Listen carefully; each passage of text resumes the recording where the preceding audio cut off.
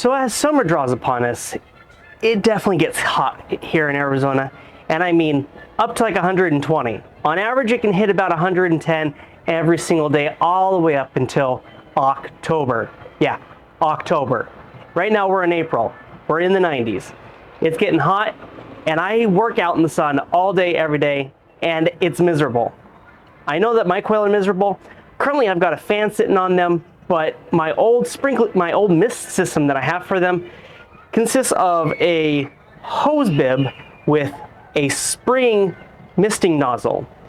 It's only got one little nozzle on the end of it, and I just added a lot more quail to my farm, and we're definitely going to need to get that upgraded to be able to help compete with this heat and to help keep them nice and cool. Let me show you what I'm doing here today. Alrighty. So I'm making just a really basic system just to go ahead and get it done. I did have some extra PVC at home. Didn't want to buy a full stick, which is like 12 bucks. And I really only needed an extra like 4 feet. So I did buy these. These were approximately like $2 a piece. Had to buy this sleeve to 3/4 inch hose connector. That way we could go ahead and get that connected. At Home Depot, they did have these misting couplings. I guess that's called like a, let's see, give me a second. Whatcha? PVC fitting performance with mist nozzle. That's what these are. Came in a pack of 5, about 20 bucks. Otherwise, they had a different system that didn't seem to have had the best of ratings. So I decided to go ahead and mock up something my own and just kind of go with it. Otherwise, have a couple of end caps. You don't have to do it this way. This is just the way that I'm going to be doing it. Everything here is disassembled just so that way you can see what this looks like.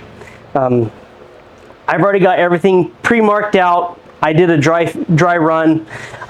Basically just went ahead and took the fitting. This is my first piece. You can dry fit it here this way.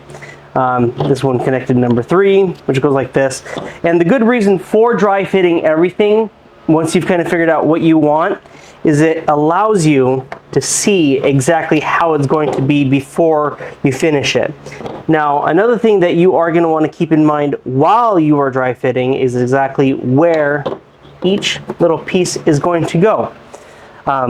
Something that I have learned while working as an electrician, I'm still in training, but anyways, a nice thing to do is once you have determined exactly what you want and where you want it, you go ahead and take your pen, you can mark it right here and make another mark right there.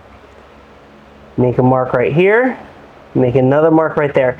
Essentially what those marks do is it gives you an idea of where you're going to line this up, which is also why I number them so I knew where they were going to be once I take them apart, because we are going to be using some glue to put these together. Now there's 2 different kinds of glues that you can get. You can get one with a primer. Basically what that does is it just preps the pipe so that way you can put it together. And then there's the actual adhesive, which then you go ahead and put it on top of that primer and then you couple it together. I like to go ahead and use the Red Hot Blue Glue. It's just an all-in-one kind of a glue. I've used it here for my sprinkler systems a couple times. I like it, works great, glues together real fast. I'm sure the other one does it as well, but I didn't want to buy 2 different cans. But enough talking about that. Let's go ahead and get into the meat and potatoes of this. So I do have a fan in the background. I'm working in my garage. The garage door is open. This stuff is extremely potent. Please understand, this is extremely potent, and it is not healthy to breathe in the fumes that come from this. So if you have a mask, great, you can go ahead and use that. I would probably recommend that you use not just a basic mask that we've been using here for COVID. You could use one of these filtered masks. That should go ahead and eliminate a lot of the harmful vapors that are in the air coming from that. Otherwise, you can work outside, or you can go ahead and have an industrial fan. Just blowing in your garage. Just make sure that you have a lot of fresh air working inside of this. So we'll go ahead and get straight to it. Go ahead and tell you here. You can use a hacksaw to go ahead and cut the pipes. You don't have to. It still works. You can use a PVC cutter, which I'll show you right now. This works really, really well for this application because it doesn't cause any kind of burrs. Basically what a burr is as you cut the pipe, it leaves kind of a weird looking like lion's mane around the outside and on the inside of the pipe. That can cause issues down the line, especially when it comes to these things, because they are so fine. If any of the debris that comes off of this gets inside of there, it can clog this up, and it just makes it miserable for you to try to get that cleaned out. So by using those little pipe cutters, it makes it really nice because it just cuts it. It's nice and clean. Otherwise, the hacksaw works just as fine. It might take a little bit longer. There's a few different ways that you can clean out your pipe once you have cut it. Something I've learned in electrical trade. We mostly use metal pipes to go ahead and run our electrical wire through. But you could take the edge of the pipe that you just cut, you can ream it on the inside, and basically that removes the majority of the burrs on the inside. You can put your finger in there and it doesn't hurt. Oops. And then you could even use it like this as well to go ahead and work on the outside of that pipe as well and get that cleaned off, so that way it leaves nothing. Because if those burrs are on the outside, it's going to make it hard to go ahead and get that fitting in. So now that we know a little bit of the basics of what we need for that, man, I am struggling to get this thing open. Give me a second.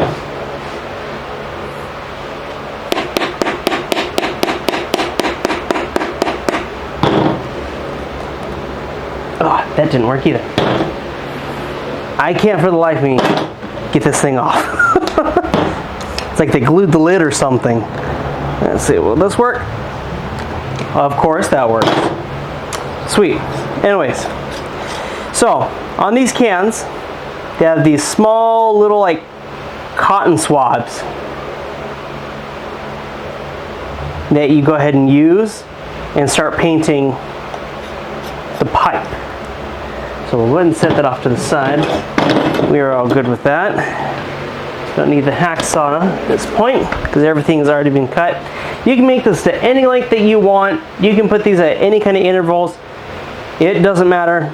It's all up to the specs that you want and how you want to have it all set up. So I'll go ahead and show you here real quick.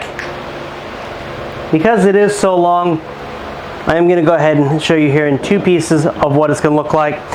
Basically, the hose fitting comes right into here, which then feeds up to a mister. I didn't want to have a whole bunch of them broken up right here. The majority of the hose is going to be kind of heavy, so I wanted that to be down. I am going to be bracing these up here on the wall above the quail pen, or quail coop, quail cage, whatever. I don't know how you want to call it. And then just a sequence of misters after that. I don't plan on really draining this per se, or needing to drain it, so it's just going to be capped here and capped right there. It's about 8 feet long, more or less, that it's going to be spanning over all the quail. Should give a general coverage for them, so that should be exactly what I need and what they need. So as I mentioned before, doing this test fitting here, just make sure that you have everything lined up exactly how you want it. You can make sure that these little things are perfect if you want. They don't have to be, they can.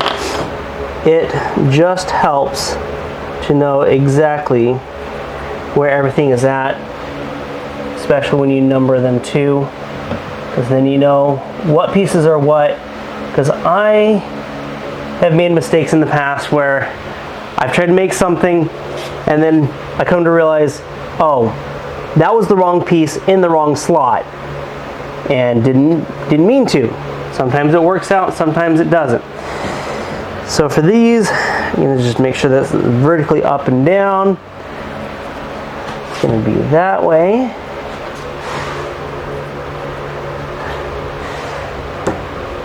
That one I do kind of want off kilter, just specifically where it's at. That, actually I didn't need to do that part either down there. This one's kind of universal, so it doesn't really need anything, neither does that. But this part will need it. Now eventually I'm going to go ahead and get this figured out here too, but again, that's not the important part right now. We're just trying to show you what you can do, how to make it work, and make it work for you. So you can take it apart in sections, you can have it 100% disassembled. For this, I'm just going to keep it as it is. So you don't want a lot on there, you just want enough. So you can kind of dab it, just kind of let it drool off.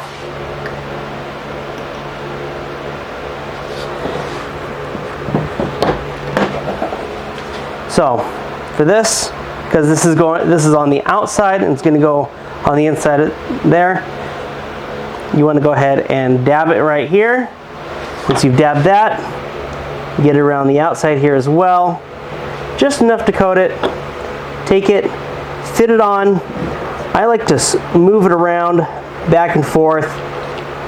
It does say to go ahead and just hold it here for about 30 seconds, but usually by causing that friction, it usually locks up pretty well for me.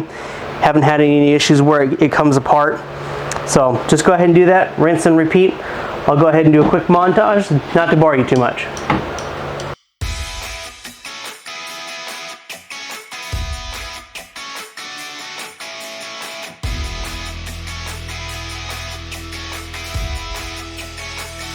So as you can see, we were able to go ahead and get that completed. Otherwise, this is it. I will be getting this mounted up, and I will go ahead and do a small little video of it working. And I would love to go ahead and see any of your designs that you've made for your quail and trying to keep them all cool.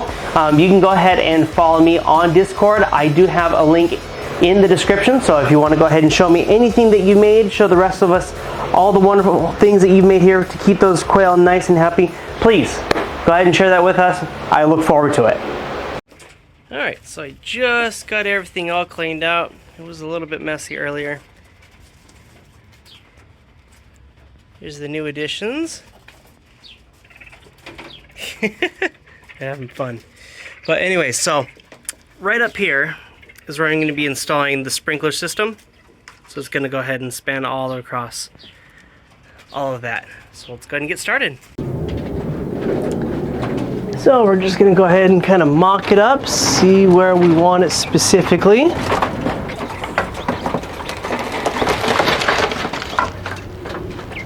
Right about up here.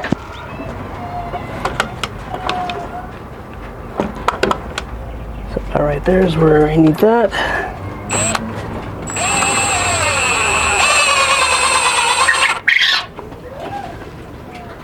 Just enough to hold it. You can use 2 screws, but you really only need 1. Go ahead and mount it on.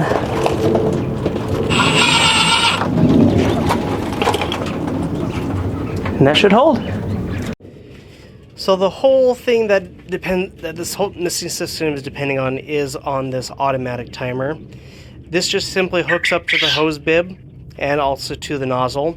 You can go ahead and tell it how often, if I can do this one-handed, tell how often you want to do it. I actually do it every single day, obviously. Then you can go ahead and tell it exactly how long that you want it to run. This is for 3 hours. It only does it for 3 hours for whatever reason, but anyways, you can go ahead and tell it exactly what time that you wanted to start, and obviously the current time that you have. Set it to auto, and it will turn on every single day that you have it set for, and you just kind of set it and forget it. I think this ran for about like $30 at Home Depot. Runs off of AA batteries. I used this last year. And this is the old Mr. System that I had. Very, very rinky-dinky. But I basically had the fan, and then I had the nozzle sitting in front of the fan, and that way it would just go ahead and push all that nice cool air onto them and help them out. because this is electronics that we're dealing with, I know that here in Arizona, it's hot. I just like to go ahead and set up a board or something like that. That way it's not directly in the sun, keeps it nice and covered. But when it comes to turning on the water, you'll just have to figure out exactly what you like to have it pressure-wise. You could have it turned on just the tiniest of bit, and it's just going to keep that pressure the whole time. You don't need to go ahead and crank it all the way, because those little misters don't really use very much water. So even the smallest amount of pressure, it's like just barely turning it on, is just going to be more than enough to keep that water flowing, because this thing is going to just fill up with pressure, and it doesn't take very much.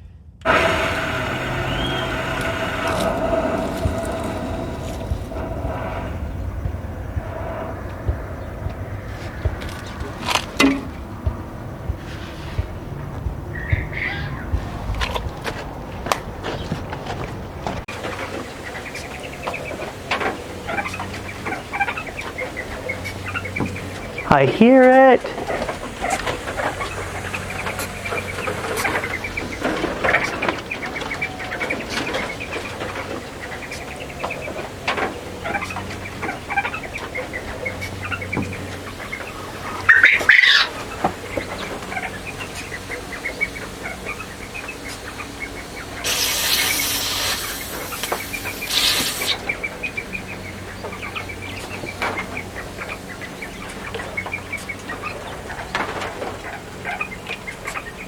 So far it looks like they are working.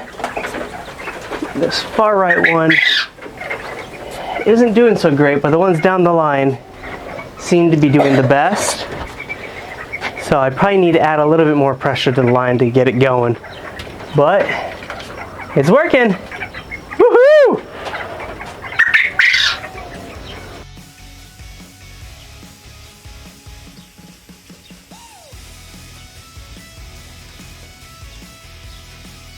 Yeah, I mean, need to add a little more pressure or something. Could be a clog. Now I've got the fan going on, because before it was just hitting just right in front of where each little nozzle was, but it's kind of dispersing it in the air, making it a little bit better, so it's not just so concentrated on top of them. As you can tell, they were just getting soaked. But that should work out much, much better. So again, thanks for tuning in here for this little part of my adventure. If you have any further questions or any kind of comments, go ahead and put it in the description down below. I'm going to go ahead and put that link to Discord down below, as I mentioned. So please, if you have any kind of videos or any kind of pictures that you want to share, by all means, go ahead and put them there. See you next time.